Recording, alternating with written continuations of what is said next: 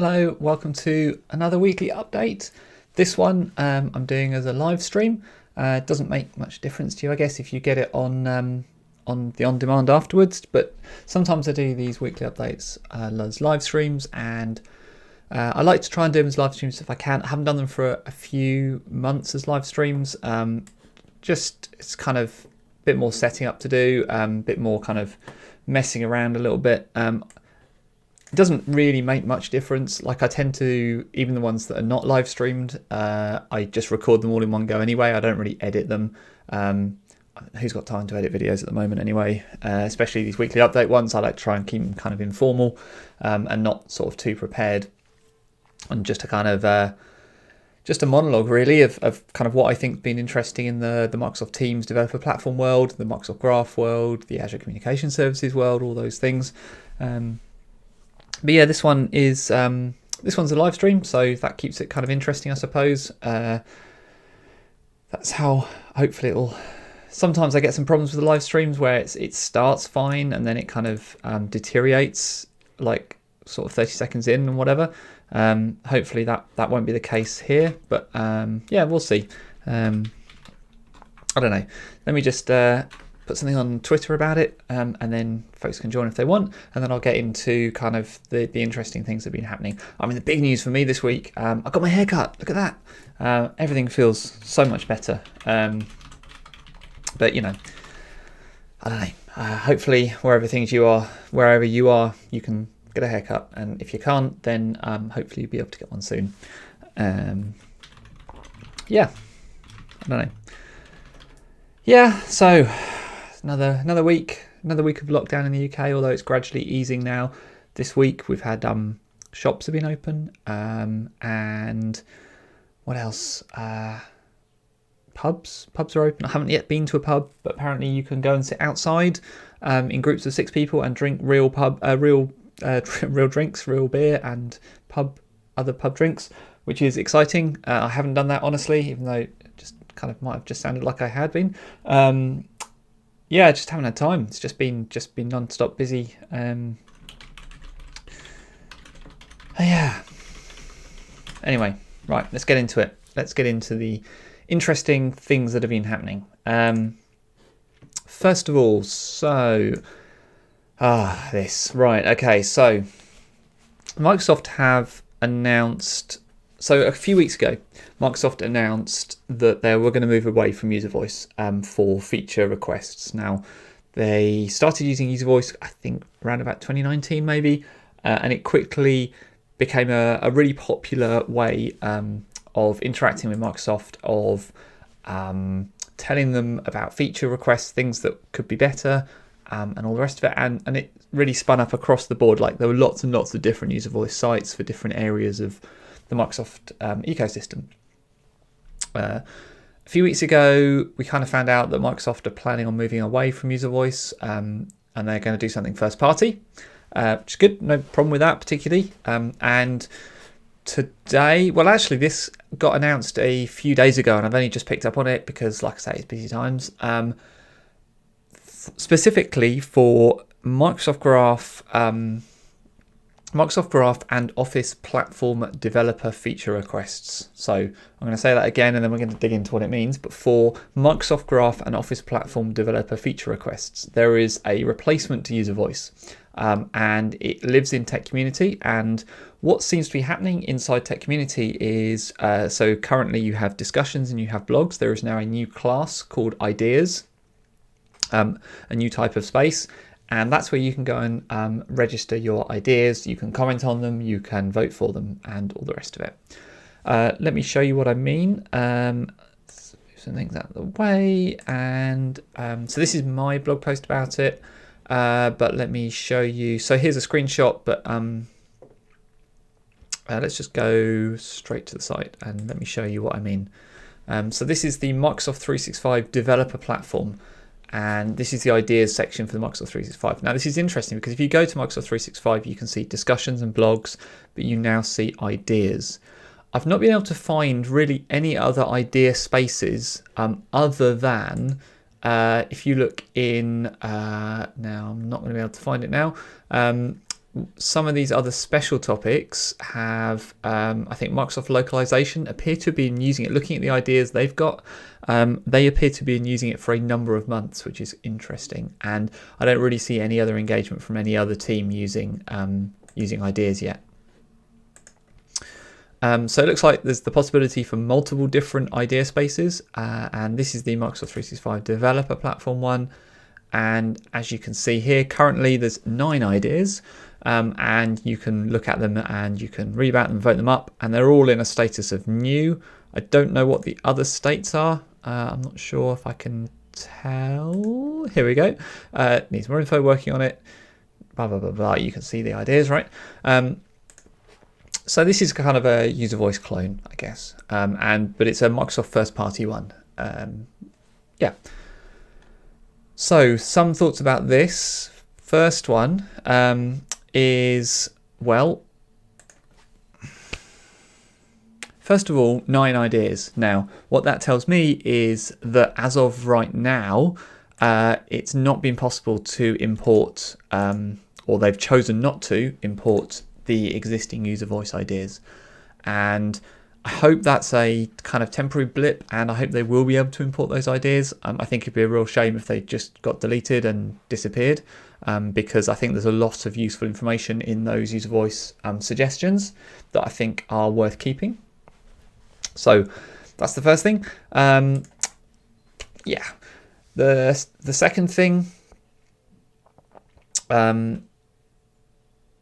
is it's kind of unclear to me whether this includes the Microsoft Teams development platform. It's the Microsoft 365 developer platform. Now that should include Teams because Teams is part of Microsoft 365. However, this lives in the Microsoft 365 space in tech community, and there is actually a Microsoft Teams sort of tech community space as well. So that's a bit kind of messy for me. It's a bit unclear exactly where Microsoft Teams platform development, developer platform, ideas should live. I think it probably is this space. I've tried to find out, and if I find out, I'll let you know. Yeah. So that's a kind of big one. So if you are coming up against things in the developer platform that you think could be better, you should go here and submit an idea. It's worth looking through the list as well and upvoting ones that you think should be done, or commenting on them as well. Yeah, so yeah, that's a big new thing I think this week, and it kind of brings some clarity as well to an open-ended question we had.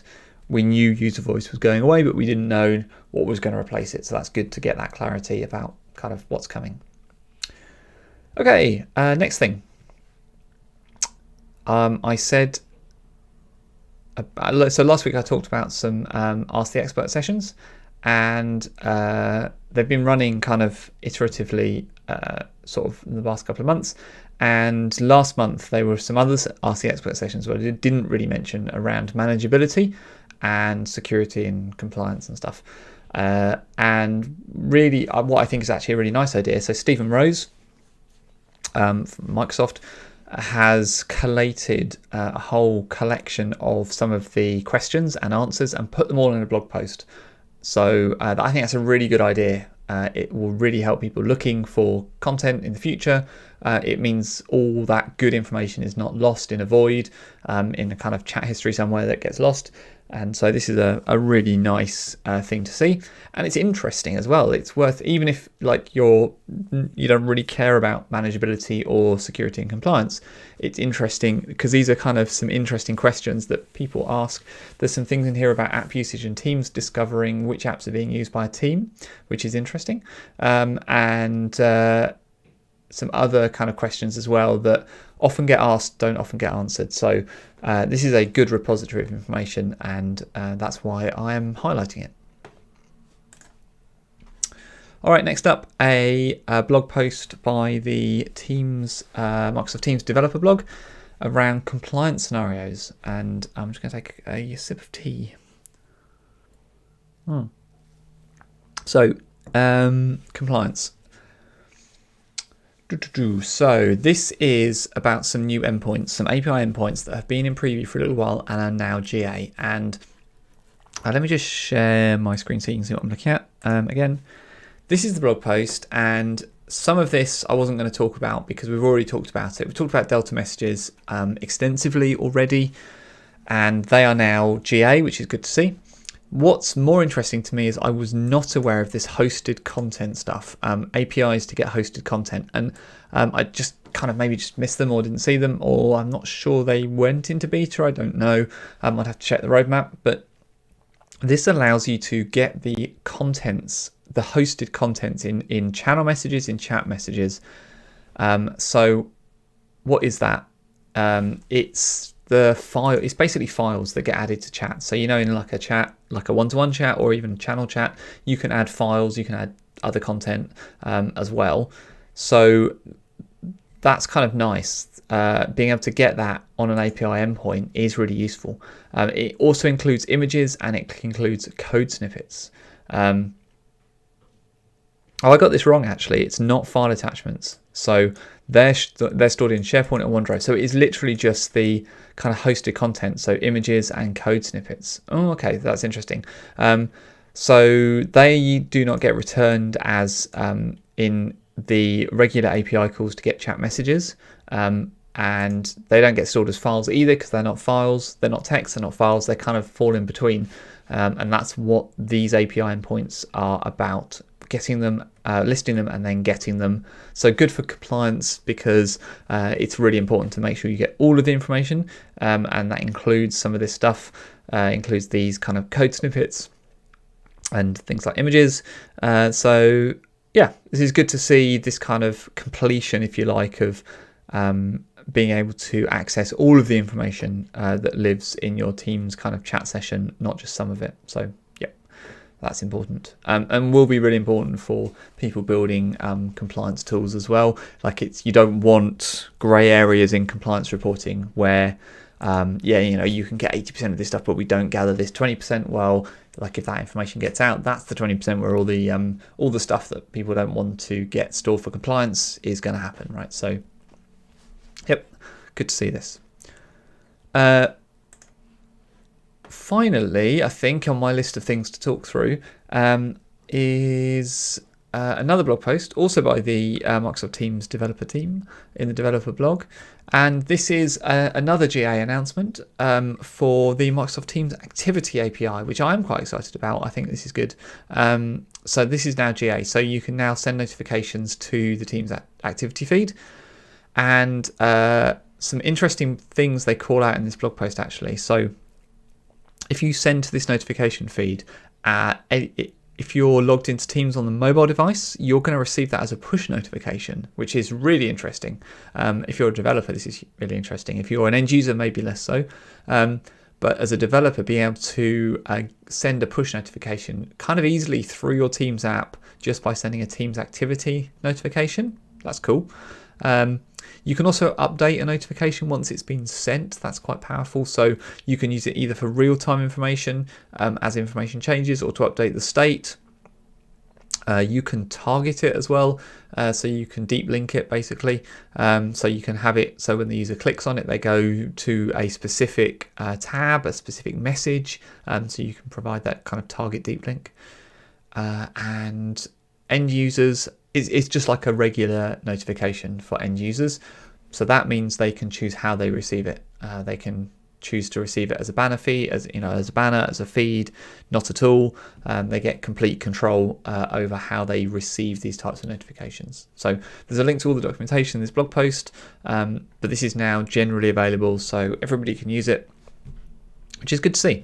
And I think this will make quite a big difference for Microsoft Teams applications, where actually telling the user that something has happened rather than waiting for the user to go to your app to discover it was at least a bit of a gap in Teams app. So this is good to see this gap kind of resolved. So good.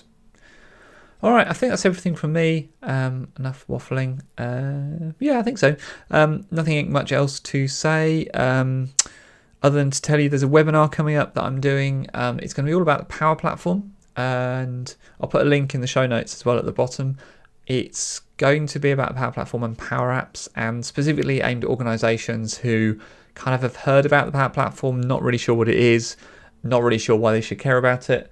And I want to address that by telling you why you should care about it, what it is, but then also show you some real life kind of, let's build something. It's only a 40-minute session, 40-minute webinar. So we're going to talk quickly, and I'm going to get through the slides as quick as I can and get into showing you something real, and we're going to build something together.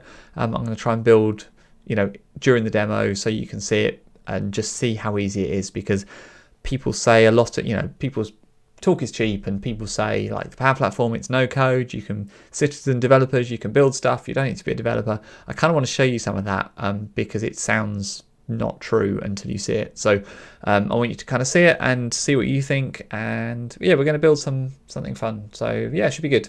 So if you can join me for that, it's I can't remember the exact dates, but it's not next week, it's the week after. So you've got some time. I will try and find out actually. I think I want to say it's April the 27th. And it is at 4 o'clock UK time. So that'll be early morning, kind of 8 o'clock Pacific. And yeah, it's free to attend. There's a registration thing you need to go through, but I'll put a link to everything in the description for this video, so you can go and check that out. All right, I think that's everything from me. Have a great weekend, whatever it is you're doing.